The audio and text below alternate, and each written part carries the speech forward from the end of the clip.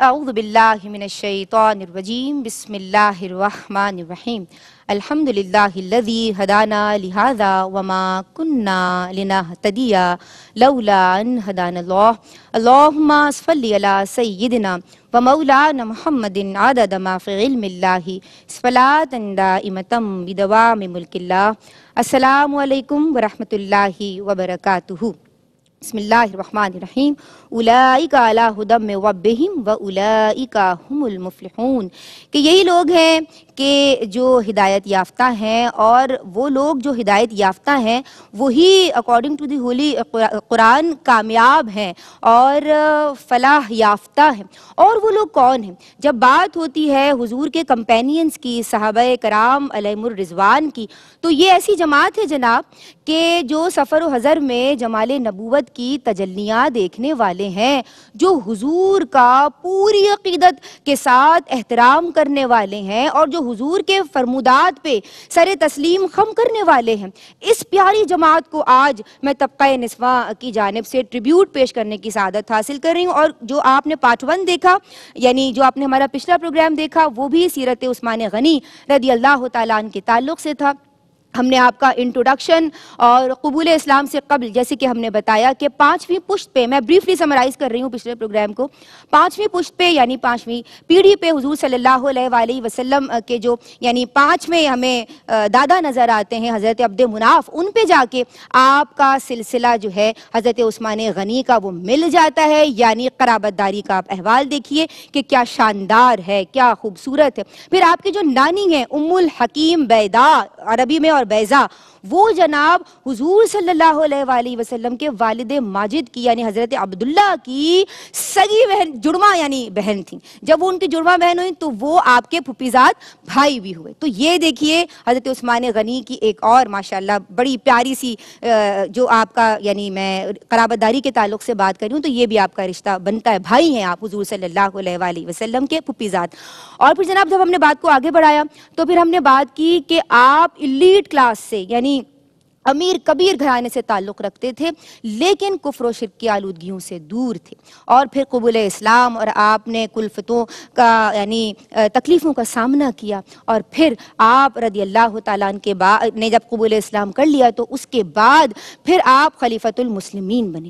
آج بھی ہم آپ کا ذکر خیر کرنے کی سعادت حاصل کر رہے ہیں، الحمدللہ رب العالمین، مجھے یہ سعادت مل رہی ہے۔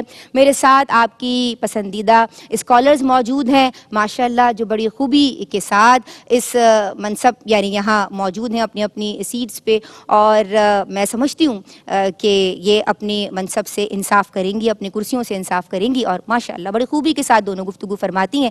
پہلی مہمان اسکالر پروفیسر ڈاکٹر زنیر انور صاحبہ، سلام عرض کرتے ہیں۔ السلام علیکم۔ وعلیکم السلام۔ آپ خیریت سے ہیں؟ الحمدللہ۔ سلام عرض کرتے ہیں، آپ کو خوش آمدید کہتے ہیں۔ دوسری مہمان اسکالر، آپ کو بھی سلام عرض کرتے ہیں، ماشاءاللہ آپ بھی نفع بخش گفتگو فرماتی ہیں، اور نوجوان نسل کی ممتاز اسکالر ہیں ہمارے ساتھ، عالمہ سعدیہ سعید موجود ہیں۔ السلام علیکم۔ وعلیکم السلام ورحمۃ اللہ وبرکاتہ۔ ویلکم کرتے ہیں پیاری بہن آپ کو بھی۔ اللہ۔ اور جو تیسری مہمان ہیں ماشاءاللہ یعنی مہمان ثنا خواں جو آج ہمارے ساتھ موجود ہیں، آپ بھی جداگانہ انداز ثنا خوانی رکھتی ہیں، نعت خوانی، اور جب بات ہو مناقب کی تو صحابہ کرام کی شان میں بھی بڑی خوبی کے ساتھ اپنی عقیدتیں پیش کرتی ہیں، اور عوام الناس میں بے حد مقبول بھی ہیں۔ محترمہ افضہ نوید کو بھی سلام عرض کرتے ہیں۔ السلام علیکم افضہ، کیسی ہیں آپ؟ ویلکم کرتے ہیں آپ کو، اور حمدیہ کلام سے آغاز کریں گے۔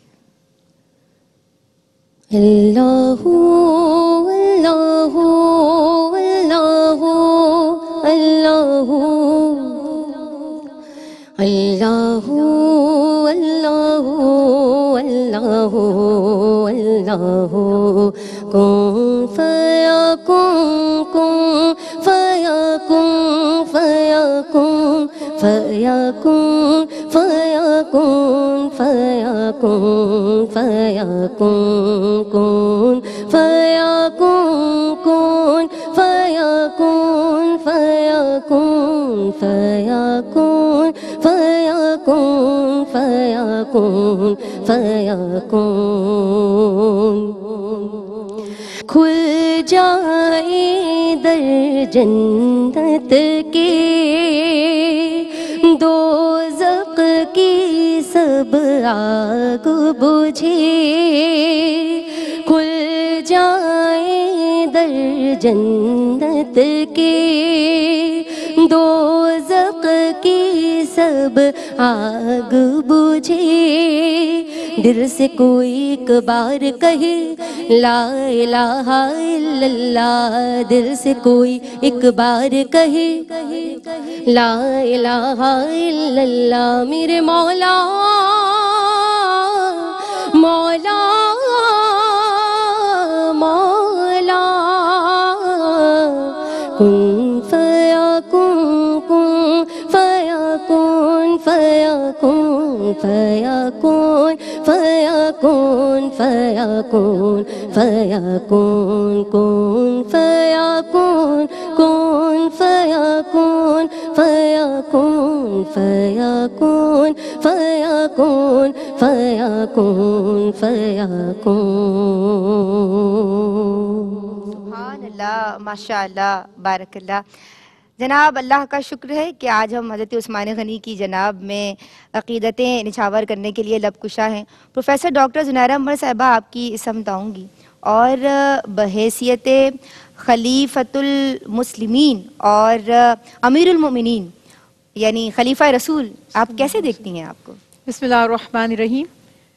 इब्तिदाए दुनिया में जब अल्लाह सुब्हानहू तआला दुनिया को तख्लीक फरमाने वाले हैं तो हम एक आयत पढ़ते हैं, इन्नी जाइलुन फिल अर्दी खलीफा। बड़ी मशहूर व मारूफ आयत है कि तख्लीक आदम अलैहिस्सलाम के वक्त, आदम अलैहिस्सलाम, बीबी हवा अलैहिस्सलाम, यानी जब इंसान की इब्तिदा हो रही है तो अल्लाह सुब्हानहू तआला उसकी हैसियत बता रहे हैं कि वो ज़मीन पर एक नायब या खलीफा है, रिस्पॉन्सिबिलिटी है।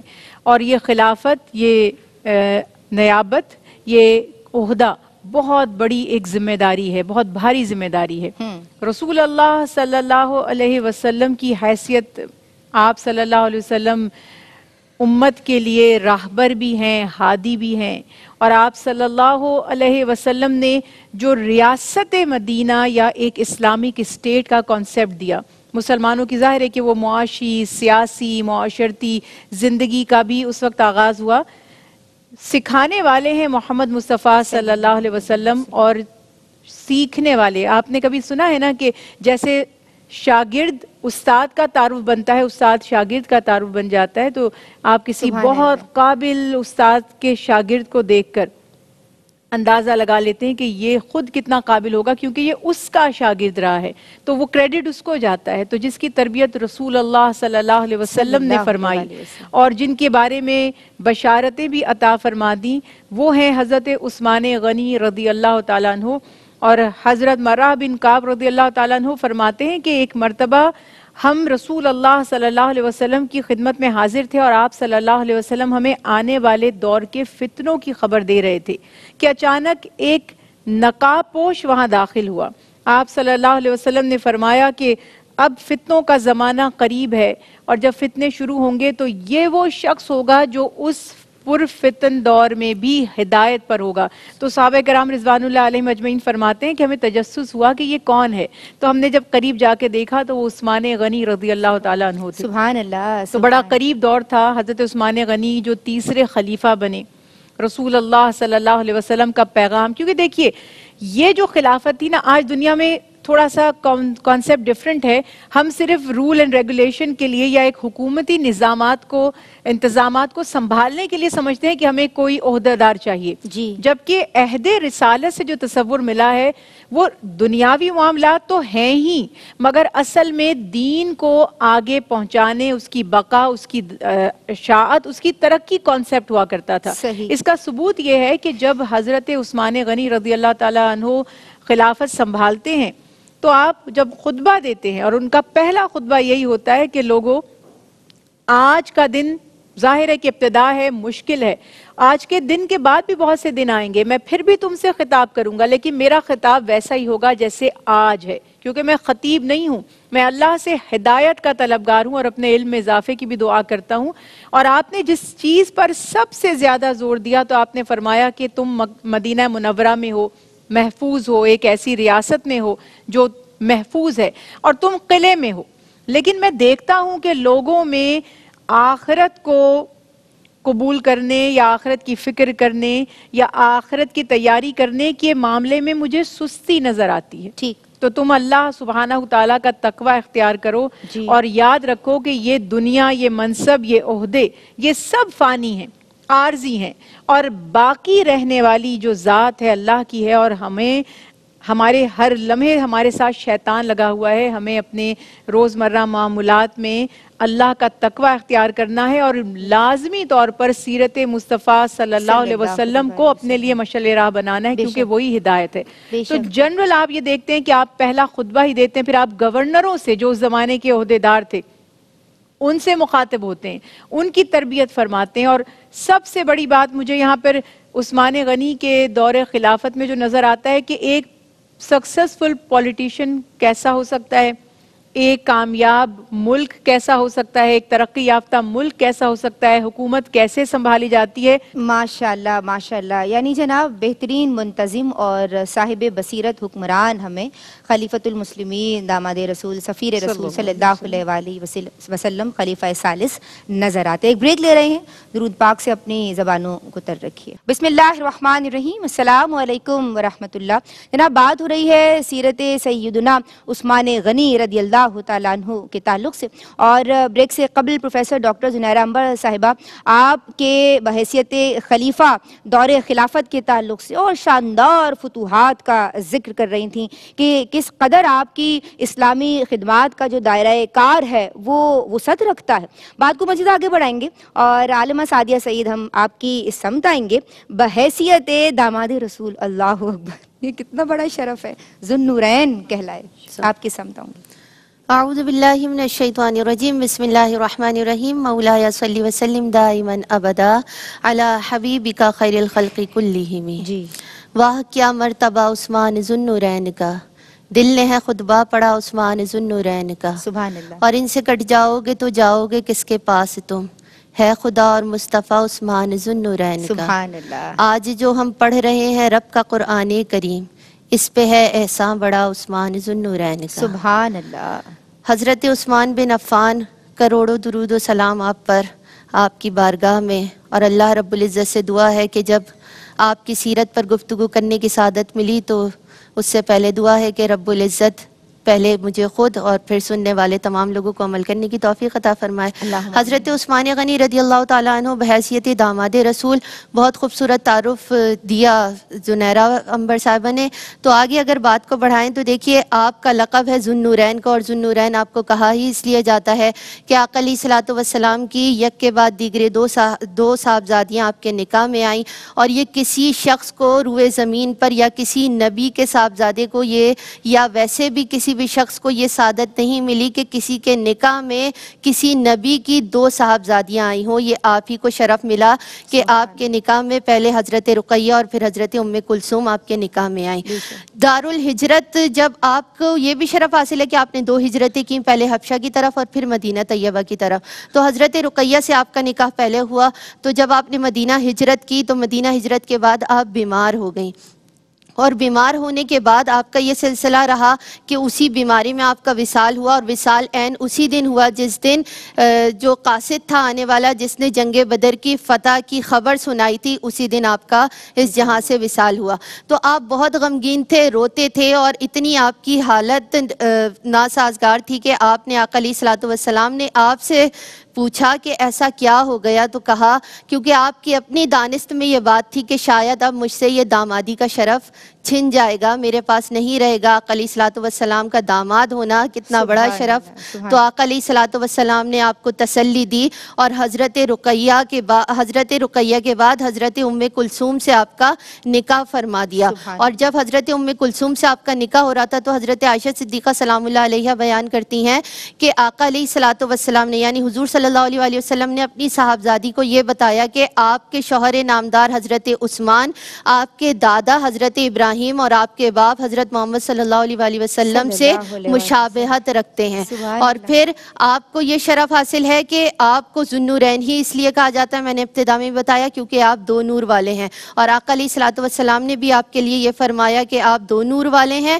اور ایک تو یہ بھی وجہ اور دوسری سرکار دو عالم صلی اللہ علیہ وآلہ وسلم نے دو نور کہنے کی وجہ یہ بھی بتائی کہ عرش پر آپ کو دو نور والا ہی کہا جاتا ہے، اس لیے آپ کو دو نور والا آپ اس لیے مشہور ہیں کیونکہ آقا علیہ الصلوۃ والسلام کی آنکھوں کی تارے دو آپ کے نکاح میں آئے، اور آپ کو نکاح میں دینے کا مقصد کیا تھا؟ کیونکہ آپ اتنے شاندار کردار کے مالک تھے کہ کبھی دور جاہلیت میں بھی آپ سے کوئی ایسی غلطی نہیں ہوئی۔ آپ خود بتاتے ہیں کہ آپ کبھی کسی برائی کی طرف نہیں گئے، تو جو شخص دور جاہلیت میں اپنے آپ کو اتنا پاکیزہ رکھتا ہو، پھر دین اسلام قبول کرنے کے بعد اس کے اوصاف کی کیا بات ہوگی؟ تو آقا علیہ الصلوۃ والسلام نے اس وجہ سے آپ کے کردار و اطوار کی وجہ سے اپنی صاحبزادیاں، اور پھر سرکار نے فرمایا میری ایک سے زیادہ بھی ہوتی تھیں، لیکن کیونکہ فرمایا ان کا نکاح نہیں ہوا ہوتا تو میں آپ کے نکاح میں دے دیتا۔ اچھا، میں دوبارہ آپ کی سمجھ آؤں گی ڈاکٹر زنیرہ، اور کچھ مزید میں چاہتی ہوں کہ ہم احوال میں اور میرے ناظرین جانیں۔ آپ کا جو عہد خلافت رہا اس میں یقیناً فتوحات بھی ہم دیکھتے ہیں، لیکن کچھ یقیناً پریشانیاں بھی ہمیں نظر آتی ہیں، مشکلات بھی ہیں، اور یہ ایک رہتا ہے اللہ تبارک و تعالیٰ کی جانب سے۔ تو آپ نے کس طرح سے یعنی ایک لیڈر سب کو لیڈ کیا، اور وہ کون سے انتظامات تھے کہ وہ جو آپ کا ایک تدبر تھا سیاسی، اس پہ آپ گفتگو فرمائیے۔ پھر دوسرا یعنی آپ کے عہد خلافت کے کچھ نمایاں اوصاف۔ ضرور۔ اللہ سبحانہ تعالیٰ نے قانون بنایا، اصول بنایا اور فرمایا یا ایھا الذین آمنوا اطیعوا اللہ واطیعوا الرسول واولی الامر منکم، کہ اے وہ لوگوں جو ایمان لائے ہو، اطاعت کرو اللہ کی، اطاعت کرو اللہ کے رسول کی، اور اس کی اطاعت کرو جو تم پر حاکم ہے۔ تو حکمران کی اطاعت، جو حاکم ہے، جو اولو الامر ہے، جو ہم پر ہمارا لیڈر ہے یا ہمارا استاد ہے، ہمارا راہبر ہے، اس کی اطاعت کو واجب قرار دیا قرآن پاک نے۔ اور یہ بات بہت زیادہ اہم ہے کہ رسول اللہ صلی اللہ علیہ وسلم نے جو نظام خلافت کا، حکومت کا، سیاست کا اور اشاعت کا دین کی وہ سکھا دیا، وہ عملی مثال ہمیں خلفائے راشدین جو ہیں ان کی حیات سے نظر آتی ہے۔ میں نہایت حیران ہوتی ہوں، اور مجھے کیونکہ دیکھیے بحیثیت مسلمان بہت سی چیزیں ہم تاریخ سے واقف نہیں ہیں عام لوگ۔ جب ہم غیر مسلموں کی اسٹریٹجیز پڑھتے ہیں، ان کی اصطلاحات کیا ہیں اور کس طرح سے انہوں نے حکومت قائم کی اور کن چیزوں کو امپورٹنس دی، آج کل بہت ہی زیادہ سکسیسفل جو گولز چل رہے ہیں، اور بہت ساری ایسی یونائٹڈ نیشن آرگنائزیشنز اور دوسری این جی اوز کی طرف سے باتیں کی جا رہی ہیں، ہیومن رائٹس کی بات کی جا رہی ہے۔ حیرت انگیز یہ حقائق ہیں کہ عثمان غنی رضی اللہ تعالیٰ عنہ نے کس طرح سے تدبر اور بصیرت سے کام لیا، اور آج آپ کیا حکومت میں، آپ کسی اسٹیٹ میں کیا کرتے ہیں؟ روٹی کپڑا مکان، ایک نعرہ ہوتا ہے نا۔ حضرت عمر فاروق رضی اللہ تعالیٰ عنہ سے اس معاملے کی ابتدا ہوئی، اور اس کو عروج پر پہنچا دیا عثمان غنی رضی اللہ تعالیٰ عنہ نے، کہ آپ کے دور حکومت میں اعلان کیا جاتا تھا، آپ نے یہ ترکیب بنائی کہ آپ جب خطبہ فرماتے تھے تو لوگوں کو خطاب کرتے تھے اور فرماتے تھے کہ تم براہ راست مجھ سے رابطہ رکھو، اور اس معاملے کے لیے جمعے کا دن انہوں نے مقرر فرمایا کہ جمعے کا دن جب خطبہ ہوگا تو خطبے سے پہلے لوگوں کے معاملات کو براہ راست، یعنی وداؤٹ اینی ریفرنس کے بعد مجھ تک لوگوں کے مسائل براہ راست پہنچے، وہ دن مقرر کیا کہ تمہاری ضروریات کیا ہیں، اور اعلان کیا کہ جو بھی نادار ہیں، ضرورت مند ہیں، سب کا کھانا پینا، شہد تقسیم کیا جاتا تھا، لوگوں میں کھانا تقسیم کیا جاتا تھا، لباس تقسیم کیے جاتے تھے، ان کو ڈیلی الاؤنسز دیے جاتے تھے، منتھلی الاؤنسز کے سوا، اور بیت المال کو اتنا بڑھایا آپ نے۔ حضرت عمر فاروق رضی اللہ عنہ کے زمانے میں مصر سے جو خراج ملا کرتا تھا بتایا جاتا ہے کہ 20 لاکھ دینار تھا، تو آپ کی حکومت کے زمانے میں ایک سال بعد ہی وہ 40 لاکھ دینار تک پہنچ گیا، ڈبل زندگی کی ایک اہم کتنا ضرورت ہے نا۔ ریونیو ہے۔ بالکل ریونیو، کسی بھی ملک کو چلانے کے لیے آپ کو کیا چاہیے؟ آپ کے پاس پیسہ ہونا چاہیے، غریب سسک نہ رہا ہو، اس کی ضروریات پوری ہو رہی ہوں، پھر معاشرے میں آپ کے ساتھ اور بھی بہت سے لوگ ہیں، انصاف رکھنا، معاشرے میں غیر مسلم بھی ہیں، تو آپ اپنے گورنروں کو تلقین فرمایا کرتے تھے کہ لوگوں سے اس نے سلوک کرنا، بلا وجہ محصولات عائد مت کرنا، یعنی جو ہمارے ٹیکسز لگتے ہیں، ظاہر ہے وہ بھی جسٹیفائیڈ ہے، مگر وہ ظلم نہ بن جائے، وہ حد سے زیادہ نہ بڑھ جائے۔ ہمارے دیکھیے تھوڑے سے مسئلے کیا ہیں، ٹیکس کے عوض لوگوں کو کچھ ملتا ہے. جب وہ ملے گا تو ٹیکس آپ کو برا نہیں لگے گا, اور جب آپ کی ضروریات پوری نہیں ہو رہی ہوں گی تو پھر آپ کو تکلیف کرے ہوگی. کہ ہر کسی کو تو یہاں پر ان کے زمانے میں فتوحات بھی بے پناہ ہوئی, سرحد جو تھی اسلام کی دور دراز تک پھیل گئی, بہت سارے ممالک دائرہ اسلام میں داخل کیے گئے.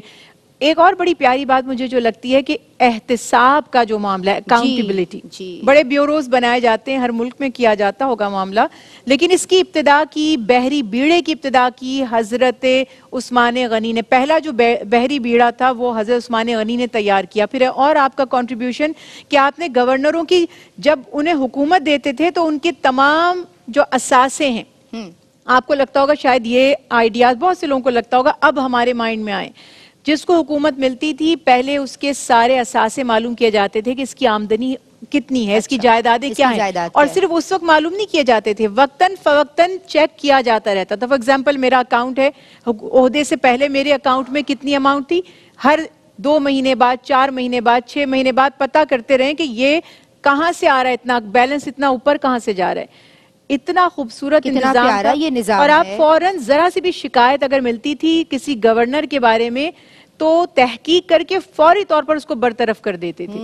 کسی قسم کی کوئی رعایت نہیں تھی, یعنی ہر اسٹیپ پہ گڑبڑ ڈیٹیکشن ہو جائے گی نا. یہ سب بہترین معاملات ہیں. ابھی آپ نے بار بار حوالہ دیا کہ قرآن پاک کی حفاظت, اِنَّا نَحْنُ نَزَّلْنَا الذِّكْرَ وَإِنَّا لَهُ لَحَافِظُونَ. حفاظت کا وعدہ تو اللہ نے فرمایا میرا ذکر ہے, میں محفوظ رکھوں گا. اسباب کیا بنے, طریقے کیا رہے, ظاہر ہے کہ یہ اللہ کے بندے جو اللہ کا پیغام لوگوں تک پہنچائیں گے. اور تبھی تو آپ صلی اللہ علیہ وسلم نے فرمایا کہ ہر نبی کے وارث ہوتے تھے, ان کا کوئی جانشین ہوتا تھا ان کے بعد, میرا کوئی جانشین نہیں ہے, اور جو میرے علم کے وارث ہیں وہ میرے اصحاب, یا ایک روایت میں کہا جاتا ہے کہ میری امت کے علماء یعنی دیندار. تو آپ نے دین کی اشاعت کی, تقوی کا درس دیا, ساتھ ساتھ حکومتی انتظامات کو سنبھالا. کسی بھی ملک کے لیے انفراسٹرکچر بہت اہمیت کا حامل ہے. آپ کی ٹرانسپورٹیشن, لوگ آپ کے پاس آئیں جائیں, سڑکوں کا نظام آپ نے قائم کیا, تعمیرات کی. اور آپ نے ایک بہت ہی بڑا کنٹریبیوشن آپ کا یہ ہے کہ آپ نے مکہ مکرمہ کے بالکل قریب جدہ میں ایک پورٹ قائم کیا تاکہ حاجی اور زائرین جو ہیں اور جو تاجر ہیں ان کے لیے آسانیاں ہو. تو عملی طور پر فتوحات کا, ترقی کا بہترین زمانہ تھا جہاں پر ہر شخص کو کہتے نا اس کی بنیادی ضروریات اور انصاف مہیا تھا. ماشاء اللہ, سبحان اللہ. اور جو آپ نے جامع القرآن کی بات کی تو ایک جملہ اور پھر بات کو آگے بڑھائیں گے کہ قرآن کو جمع کرنے والے آپ ہیں, یعنی پہلے بھی یقیناً اللہ نے اس کی حفاظت فرمائی ہے, لیکن پھر آپ نے جو معاملہ کیا, جو کام کیا, وہ پوری امت کو ایک مصحف اور ایک قرات پہ جمع کرنے والے سیدنا عثمان غنی رضی اللہ تعالیٰ عنہ. آپ کی سمت آؤں گی اور ایک نعتیہ کلام شامل کریں گے. نہ ایسی زلفیں, نہ ایسا چہرہ, نہ یوں کسی پر شباب ہوگا, نہ ایسی زلفیں, نہ ایسا چہرہ,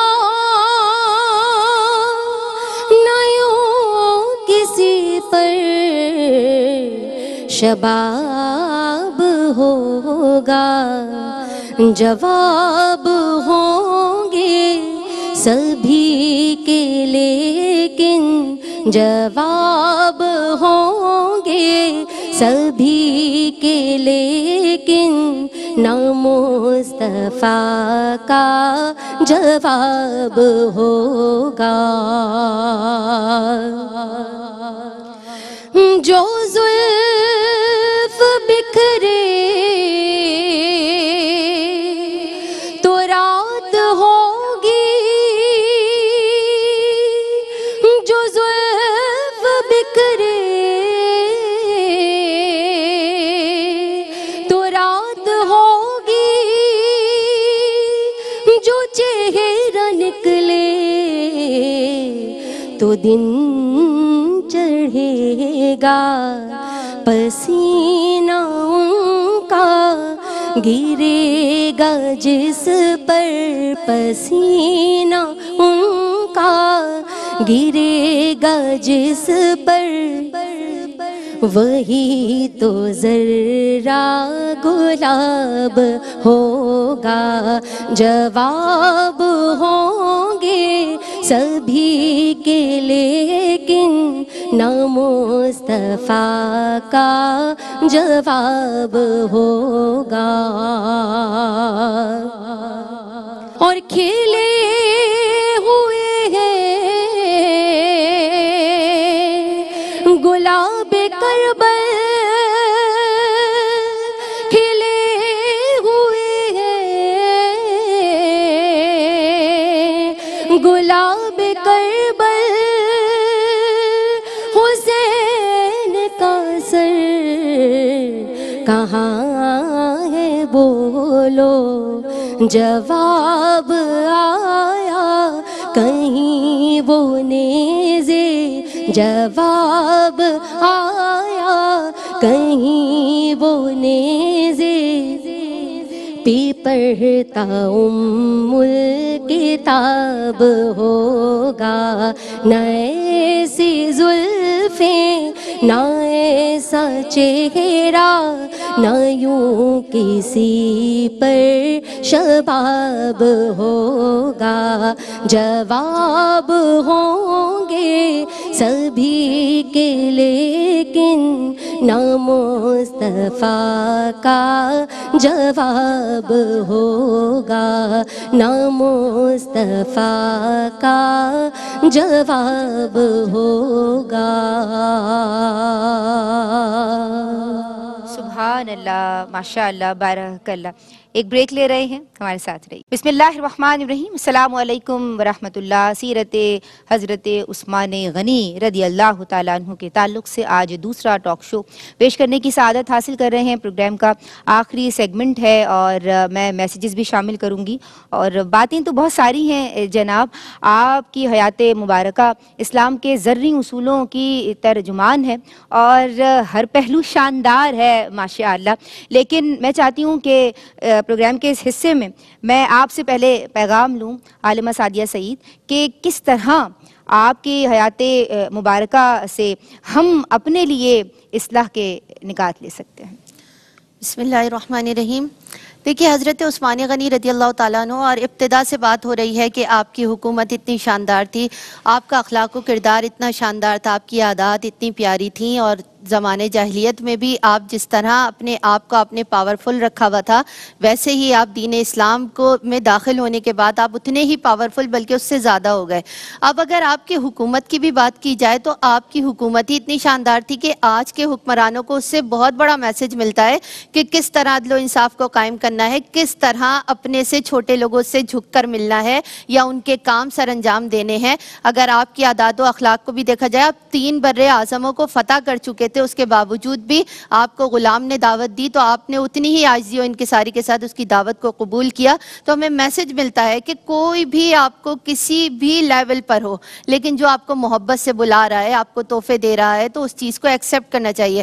پھر آپ شرم و حیا کا بہت بڑا پیکر تھے، یعنی آقا علیہ الصلوۃ والسلام کی بھی بارگاہ میں آتے تو آقا علیہ الصلوۃ والسلام بھی اٹھ کر بیٹھ جاتے تھے کہ وہ عثمان غنی تشریف لا رہے ہیں جن سے فرشتے حیا کرتے ہیں، پھر میں کیوں نہ حیا کروں۔ تو آج ہمارے یہاں نوجوان نسل کو بھی دیکھا جائے یا ہماری اپنی ذات شامل ہے کہ ہم نے اس چیز کو اپنانا چھوڑ دیا ہے، کیونکہ شرم و حیا ایک ایسی چیز ہے کہ سرکار دو عالم صلی اللہ علیہ وآلہ وسلم نے فرمایا جس میں سے حیا نکل جائے پھر وہ جو چاہے کرے، اس کا پھر دین اسلام میں تو کوئی کام ہی نہیں ہے، کیونکہ حیا تو ایک ایسا پیکر ہے کہ جب حیا آ گئی تو تمام کام برائیاں ہر چیز نکل گئی اس کے اندر سے، کیونکہ جب وہ حیا دار ہوگا تو ہر پہلو کا خیال رکھے گا۔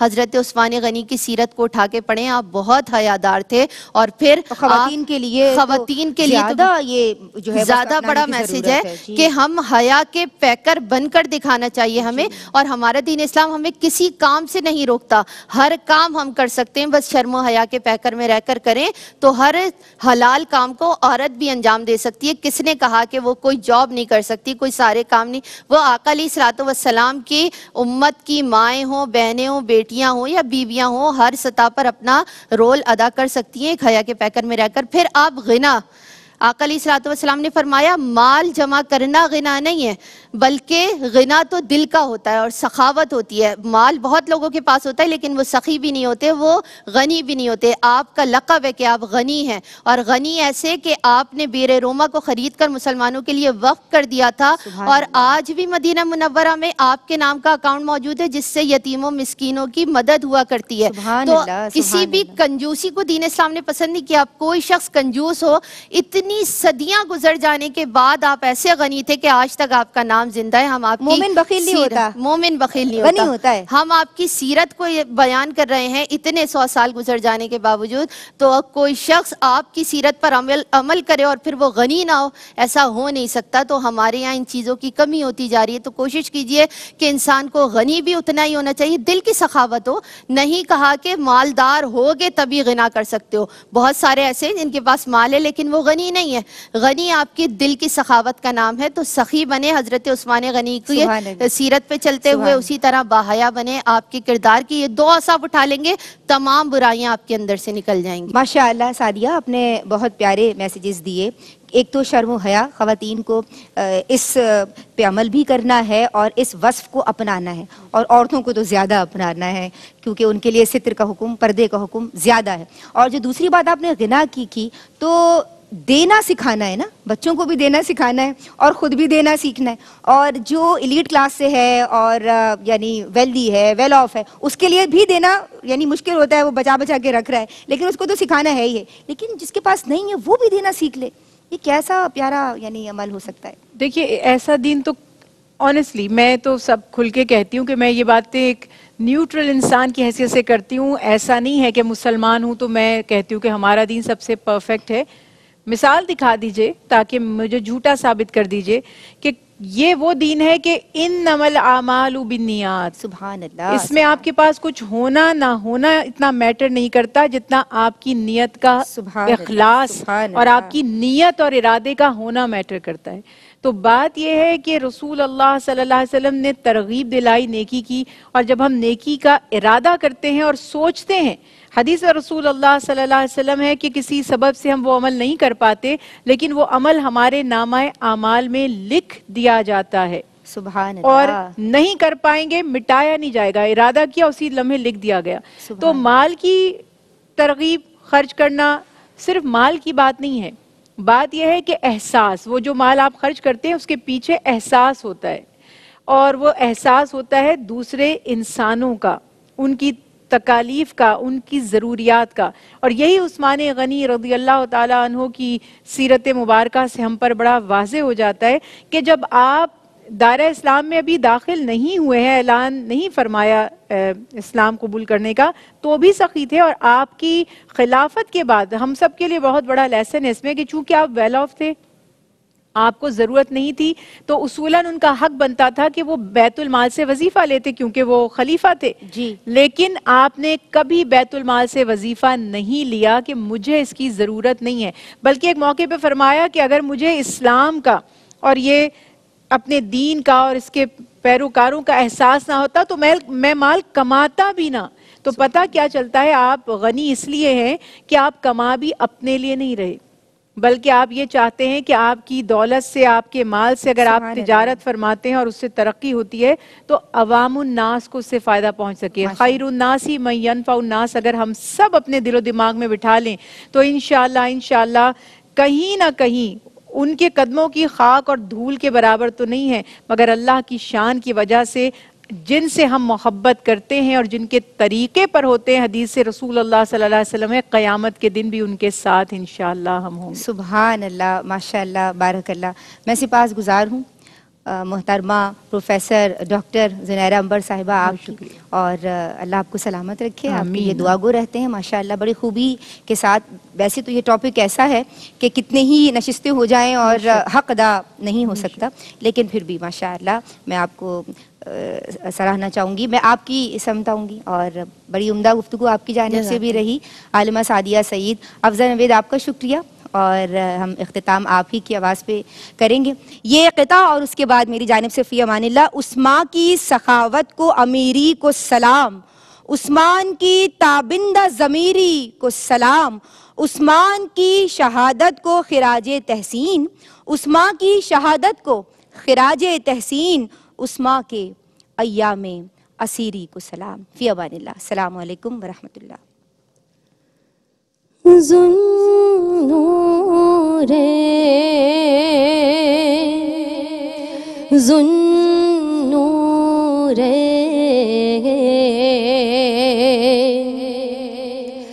اصحاب نبی ہم زلف علی، عثمان غنی، عثمان غنی، داماد نبی، داماد نبی، عثمان غنی، عثمان غنی، اہل حق کے مقتدا عثمان ذوالنورین ہے، اہل حق کے مقتدا عثمان ذوالنورین ہے، مومنوں کے پیشوا عثمان ذوالنورین ہے، مومنوں کے پیشوا عثمان ذوالنورین ہے،